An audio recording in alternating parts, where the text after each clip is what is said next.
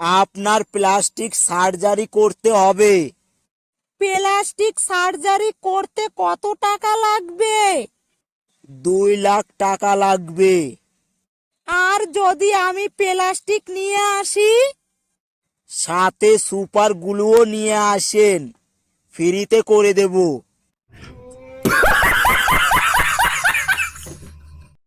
আমি তোমাকে ভালোবাসি।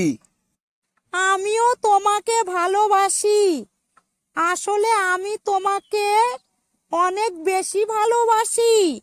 তোমার জন্য আমি দুনিয়ার সঙ্গেও লড়তে পারি। কিন্তু তুমি তো সারাক্ষণ আমার সঙ্গেই লড়তে থাকো। কারণ আমার কাছে তুমি হচ্ছ আমার পুরো দুনিয়া।